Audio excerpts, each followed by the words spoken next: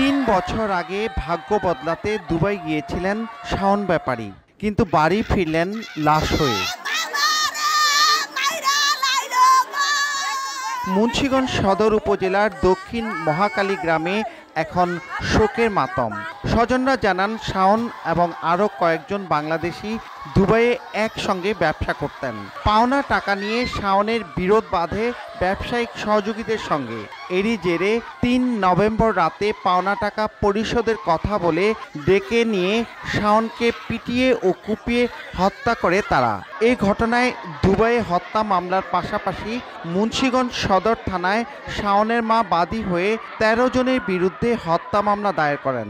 পাওনা টাকার জন্য আমার ভাগ্নে জীবন দিতে হইল। ড্রাইভারের কাম করতে চাইছে দেখে আমার বাবার নৃশংসভাবে আমার বাবারে মারিয়া লাইছে। আমার বোলারে নৃশংসভাবে গোবায়া হত্যা করছে। আমি তাদের ফাঁসি চাই। দুবাইয়ে ময়না তদন্ত ও আইনি প্রক্রিয়া শেষে হত্যার 44 দিন পর লাশ পৌঁছায় পরিবারের কাছে। এই ঘটনায় দুবাই পুলিশ একজনকে গ্রেপ্তার করেছে। লাশ দুবাই থেকে বাংলাদেশে আসছে আমাদের মুন্সিগঞ্জের মহাখালী ইউনিয়নে। আমরা দাফন করেছি, আমরা আইনগত ব্যবস্থা গ্রহণ করব।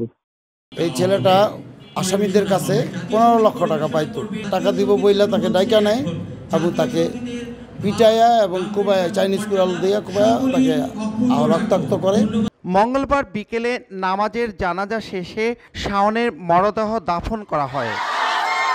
নাসির উদ্দিন উজ্জ্বল, সময় সংবাদ, মুন্সিগঞ্জ।